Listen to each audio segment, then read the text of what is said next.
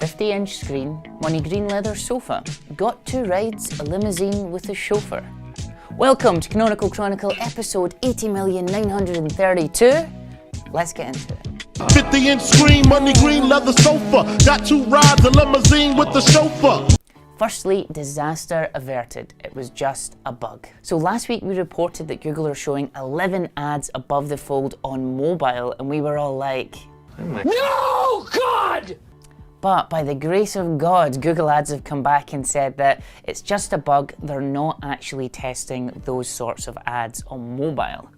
Now, I don't know about you, but that's got to be the most profitable bug of all time. I'm really happy for you. I'm gonna let you finish. But Beyonce had one of the best videos of all time.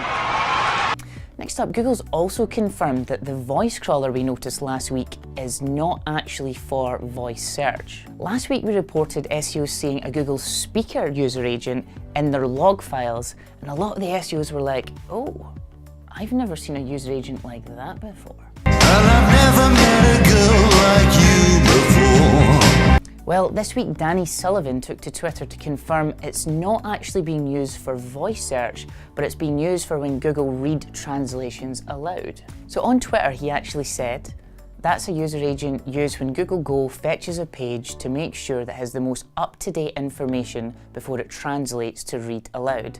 We'll see about adding documentation in the future.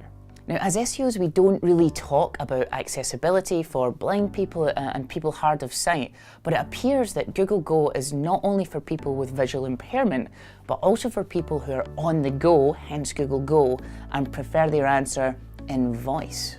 So, in my mind, it's really time to start testing some of the top SERPs on Google Go to see how much of the page they can understand, because surely that's an EAT metric.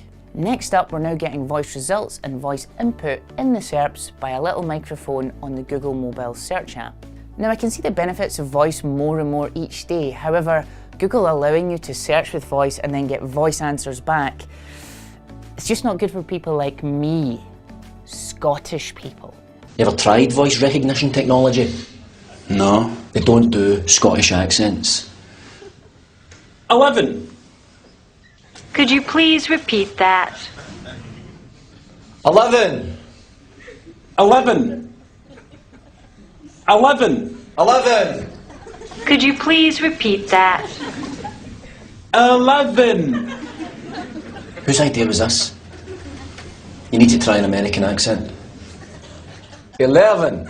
But to be honest, I already use Google Voice for a lot of my day-to-day.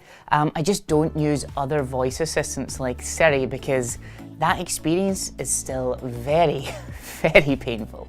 Gonna give me a hand here getting something to eat and something simple like a chip patty or maybe a Jimmy Dodger and then a pint of, I don't know, you know, McEwen's Lager or Caledonian 80.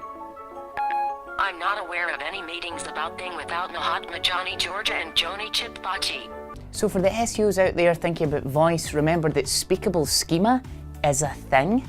So if you've got any content on the page that can be easily answered via news, then I suggest maybe wrapping that in speakable schema so you can get those snippets to the top. What's the second biggest search engine in the world? No, it's not Bing, it's YouTube. And now you can run keyword-based ads on YouTube. Cool. In the search results for YouTube videos, you're going to start seeing Google text ads. I always find it really interesting that Google finds more and more real estate to actually ram ads onto their page. If you don't have shares in Alphabet, now would be a great time to go get some. Are you sure you understand the risks of stock ownership? Absolutely. We're in the money.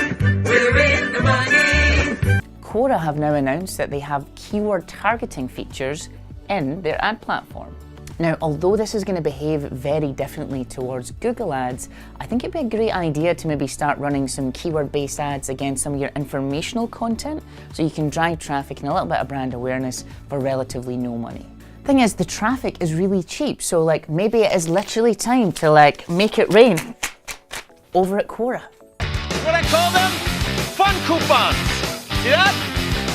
A fun coupon. This week, Google announced that there's a new section in Search Console specifically for security, kind of like a web-based Robocop. Clarence Bodiger, you are under arrest.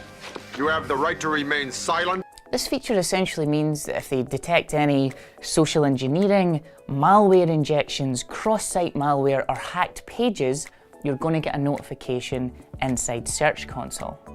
So, sorry hackers, here comes a big old slap from Google. One word, and I hit you again. I'm telling Mother. Give me your attention, baby! If you enjoyed this, please connect with us on social. Until next time, we'll see you later.